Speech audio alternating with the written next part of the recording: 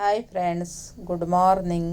Welcome to my channel. ಎಲ್ಲರೂ ಹೇಗಿದ್ದೀರಾ? ಎಲ್ಲರೂ ಚೆನ್ನಾಗಿದ್ದೀರಾ ಅನ್ಕೋತೀನಿ. ಯಾರೆಲ್ಲ ನನ್ನ ಯೂಟ್ಯೂಬ್ ಚಾನಲ್ ನೋಡ್ತಾ ಇದ್ದೀರಾ, ದಯವಿಟ್ಟು ಸಬ್ಸ್ಕ್ರೈಬ್ ಮಾಡಿಕೊಂಡು ವಿಡಿಯೋನ ಪೂರ್ತಿಯಾಗಿ ನೋಡಿ. ಹಾಗೆ ವಿಡಿಯೋ ಚೆನ್ನಾಗಿದ್ದರೆ ಒಂದು ಲೈಕನ್ನು ಕೊಡಿ. ಹೊಸಬರಾಗಿದ್ದರೆ ಸಬ್ಸ್ಕ್ರೈಬ್ ಮಾಡಿಕೊಂಡೆ ವಿಡಿಯೋ ನೋಡಿ ಸಪೋರ್ಟ್ ಮಾಡಿ. ನಿಮ್ಮ ಸಪೋರ್ಟ್ ತುಂಬ ತುಂಬ ಅವಶ್ಯ ಇದೆ.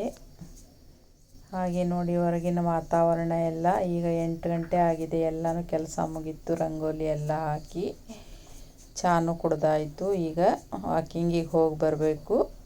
ಹಾಗೆ ಒಂದು ಸಲ ತೋರಿಸೋಣ ಅಂತ ಮನೆಯದೆಲ್ಲ ತೋರಿಸ್ತಾ ಇದ್ದೀನಿ. ನೋಡಿ, ನಮ್ಮ ಸಾಯಿಬಾಬನ ನೋಡಿ. ಹೊರಗಡೆ ವಾತಾವರಣ ಎಲ್ಲ ಈ ಥರ ಇದೆ ನೋಡಿ. ಈಗ ನೋಡಿ, ಅಡುಗೆ ಮನೆ ಎಲ್ಲ ತೋರಿಸ್ತಾ ಇದ್ದೀನಿ, ನೋಡ್ಕೊಳ್ಳಿ. ಈ ಕಡೆ ನೋಡಿ ರೂಮು, ಟೈಲರಿಂಗ್ ಮಷೀನು. ಇಲ್ಲಿಂದ ನೋಡಿ ಈ ಕಡೆ ಹೊರಗಡೆ ನೋಡಿದರೆ ಈ ಥರ ಇದೆ ನೋಡಿ. ಅಷ್ಟು ಬಿಸಿಲು ವಾತಾವರಣ ಇಲ್ಲ ಇವತ್ತು, ಸ್ವಲ್ಪ ಮೋಡನೇ ಇದೆ ನೋಡಿ. ವಾಕಿಂಗಿಗೆ ಹೋಗಿ ಬಂದೆ. ಈಗ ನಾಷ್ಟ ಮಾಡಬೇಕಂತೂ ಚಪಾತಿ ಹಿಟ್ಟು ಕಲಿಸ್ತಾ ಇದ್ದೀನಿ ನೋಡಿ. ಹಿಟ್ಟು ಕಲಿಸ್ಕೊಂಡು ಚಪಾತಿ ಅಷ್ಟು ಮಾಡಿ ಒಂದು 2-3 ಚಪಾತಿ ಮಾಡಿಕೊಂಡು ಹಾಗೆ ನಾಷ್ಟ ಮಾಡಿಕೊಂಡು ಮತ್ತೆ ಸ್ಟಿಚ್ ಮಾಡೋದಿದೆ, ಸ್ವಲ್ಪ ಸ್ಟಿಚ್ ಮಾಡಬೇಕು. ಆಮೇಲೆ ಸ್ವಲ್ಪ ಮಾರ್ಕೆಟಿಗೂ ಹೋಗಿ ಬರಬೇಕು. ಒಂದು ಸ್ವಲ್ಪ ಐಟಮ್ ಬೇಕಾಗಿದೆ, ಹೀಗಾಗಿ ಮಾರ್ಕೆಟಿಗೆ ಹೋಗಿ ಬರಬೇಕು. ಹಾಗೆ ಸ್ವಲ್ಪ ಹಾಸ್ಪಿಟ್ಲಿಗೆ ಹೋಗಿ ಬರಬೇಕು. ಗುಳಿಗೆ ತರೋದಿದೆ, BP ಚೆಕ್ ಮಾಡಿಕೊಂಡು ಗುಳಿಗೆ ತೊಗೊಂಡು ಬರಬೇಕು. ಅದಕ್ಕೆ ಹೋಗಬೇಕು ನೋಡಿ. ಇದೆಲ್ಲ ಮುಗಿಸ್ಕೊಂಡು ಸ್ನಾನ ಮಾಡಿ ಪೂಜೆ ಮಾಡಿಬಿಟ್ಟು ಎಲ್ಲ ಮಾಡಿಕೊಂಡು ಹೋಗ್ತೀನಿ. ಅಷ್ಟರೊಳಗೆ ಈಗ ಚಪಾತಿ ಮಾಡ್ಕೋತಾ ಇದ್ದೀನಿ ನೋಡಿ.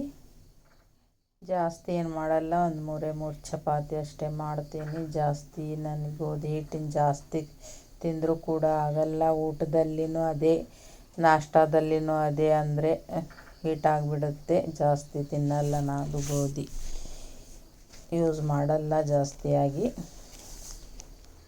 ನಾಷ್ಟಕ್ಕೆ ಡೈಲಿ ಏನು ಮಾಡೋದು ಅಂತಲೇ ಗೊತ್ತಾಗ್ತಾ ಇಲ್ಲ. ಅಕ್ಕಿ ಐಟಮ್ಮು ಕಡಿಮೆ ಮಾಡಿದ್ದೀನಿ ಅಂತ ಹೇಳಿ ದೋಸೆ ಇಡ್ಲಿ ಈ ಥರ ಮಾಡೋದು ಕಡಿಮೆ ಮಾಡಿದ್ದೀನಿ ಈ ಹೊಟ್ಟೆ ಬೊಜ್ಜು ಸಲುವಾಗಿ. ಹೀಗಾಗಿ ಚಪಾತಿ ಮಾಡ್ಕೋತಾ ಇದ್ದೀನಿ ನೋಡಿ. ಒಂದಿನ ರಾಗಿ ಹಿಟ್ಟಿನ ತಾಲಿಪಿಟ್ಟು, ಹಾಗೆ ಒಂದಿನ ಚಪಾತಿ, ಈ ಥರದ್ದೇ ಮಾಡ್ತಾ ಇದ್ದೀನಿ. ಡೈಲಿ ಏನು ಮಾಡೋದಂತಲೇ ದೊಡ್ಡ ಚಿಂತೆ ನೋಡಿ. ಇದು ನಾಷ್ಟ ಮಾಡೋದು ಮತ್ತು ಅಡುಗೆ ಮಾಡೋದು, ಡೈಲಿ ಏನು ಮಾಡೋದಪ್ಪ ಅಂತ ವಿಚಾರ ಮಾಡಿಕೊಂಡು ಮಾಡೋದು ದೊಡ್ಡ ಕೆಲಸ ನೋಡಿ. ಹೆಣ್ಮಕ್ಳಿಗೆ ಇದೊಂದು.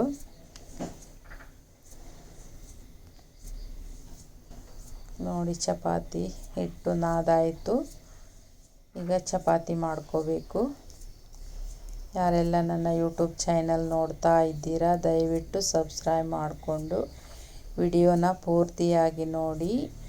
ವಿಡಿಯೋ ಚೆನ್ನಾಗಿದ್ದರೆ ಒಂದು ಲೈಕನ್ನು ಕೊಡಿ. ಹೊಸಬರಾಗಿದ್ದರೆ ವಿಡಿಯೋನ ಸಬ್ಸ್ಕ್ರೈಬ್ ಮಾಡಿಕೊಂಡೆ ನೋಡಿ. ನಿಮ್ಮ ಸಪೋರ್ಟು ತುಂಬಾ ಮುಖ್ಯ. ನಿಮ್ಮ ಸಪೋರ್ಟ್ ಇದ್ದರೆ ನಾವು ಕೂಡ ಬೆಳಿಬೋದು ಯೂಟ್ಯೂಬಲ್ಲಿ ಅಂತ ಹೇಳ್ತಾ, ಈಗ ನೋಡಿ ಚಪಾತಿ ಮಾಡ್ಕೋತಾ ಇದ್ದೀನಿ. ಮಾಡಿಕೊಂಡು ಆಮೇಲೆ ನಾಷ್ಟ ಮಾಡಿಕೊಂಡು ಸ್ನಾನ ಮಾಡಿಕೊಂಡು ಹಾಸ್ಪಿಟ್ಲಿಗೆ ಹೋಗಿ ಬರಬೇಕು ನೋಡಿ. ಹಾಗೆ ಸ್ವಲ್ಪ ಐಟಮ್ ಎಲ್ಲ ತರೋದಿದೆ, ಮಾರ್ಕೆಟಿಗೆ ಹೋಗಿ ಬರಬೇಕು.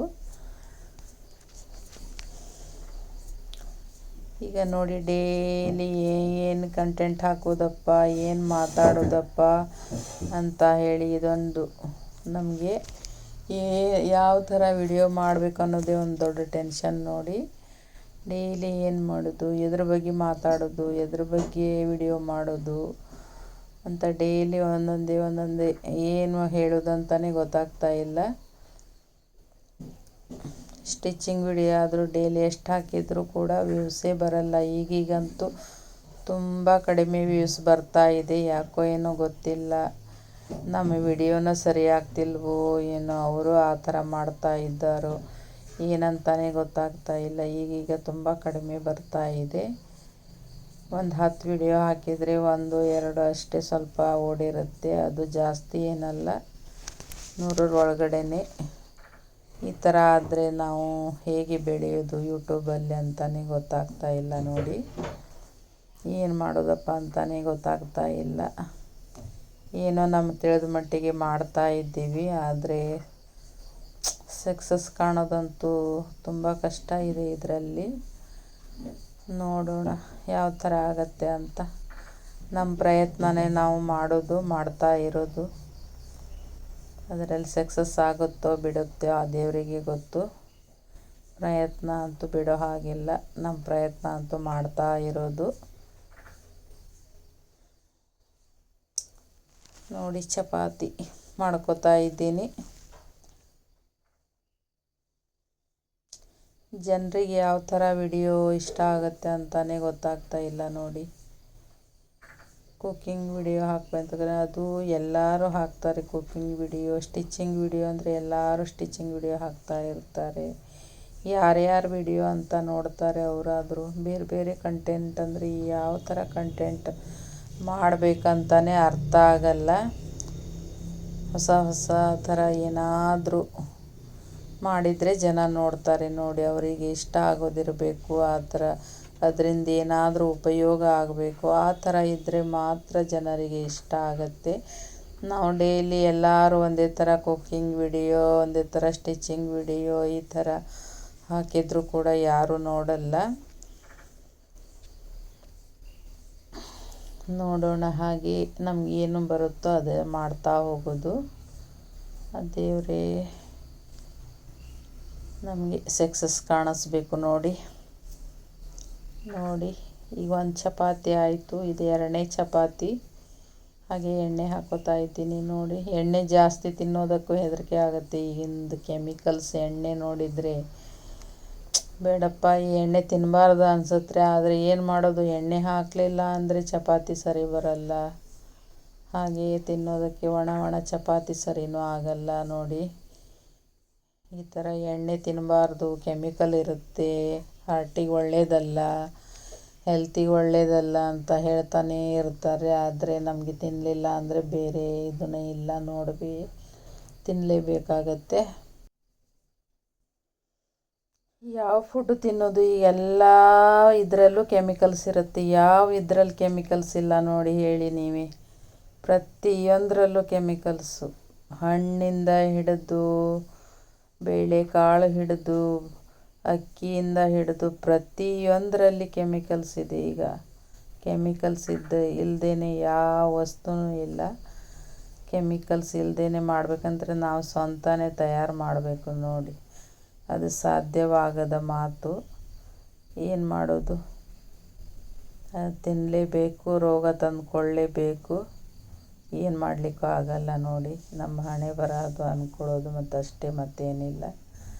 ಅದರಲ್ಲಿ ಸಾಧ್ಯ ಆದಷ್ಟು ನಾವು ಮನೆಯಲ್ಲೇ ಮಾಡಿ ತಿನ್ನೋದು ಬೆಸ್ಟು. ಆ ಥರ ಎಲ್ಲನೂ ಮಾಡೋಕ್ಕಾಗಲ್ಲ ನೋಡಿ. ಯಾವುದಾದ್ರೂ ಸ್ವಲ್ಪ ಮಟ್ಟಿಗೆ ಮಾಡ್ಕೋಬೋದು. ಎಲ್ಲ ಥರ ನಾವು ಮನೆಯಲ್ಲಿ ಮಾಡ್ಕೊಳ್ಳಿಕ್ಕೆ ಆಗೋದಂತೂ ಇಲ್ಲ. ಸ್ವಲ್ಪ ಹೊರಗಿನ ತಿನ್ನೋದು ಬಿಡೋದು, ಈ ಥರ ಮನೆಯಲ್ಲಿ ಎಲ್ಲ ಐಟಮ್ ಮನೆಯಲ್ಲೇ ಮಾಡ್ಕೊಂಡು ತಿನ್ನೋದು ನೋಡಿ. ಚಪಾತಿ ಆಯಿತು, ಈಗ ಮಾರ್ಕೆಟಿಗೆ ಹೋಗಬೇಕು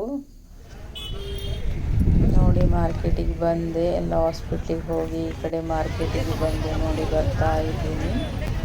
ಹಾಗೆ ಒಂದು ಸ್ವಲ್ಪ ವಿಡಿಯೋ ಮಾಡ್ಕೊಳ್ಳೋಣ ಅಂತ ನೋಡಿ. ನೀರಿನ ಹಣ್ಣು, ಎಲ್ಲ ಥರ ಹಣ್ಣುಗಳು, ಬಾಳೆಹಣ್ಣು ನೋಡಿ, ಯಾವ ಥರ ಹಣ್ಣುಗಳಿವೆ ನೋಡಿ.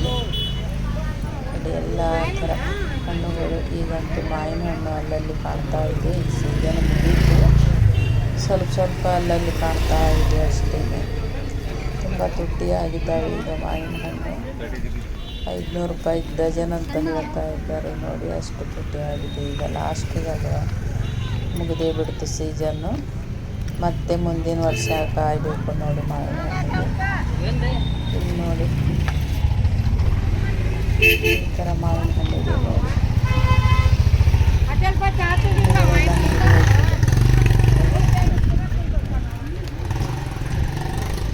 ಸ್ವಲ್ಪ ತರಕಾರಿ ಸ್ವಲ್ಪ ತಗೊಂಡು, ಹಾಗೆ ಸ್ವಲ್ಪ ತೆಂಗಿನಕಾಯಿ ಬೇಕಾಗಿದೆ, ಅದೆಲ್ಲ ತಗೊಂಡು ಹೋಗಬೇಕು.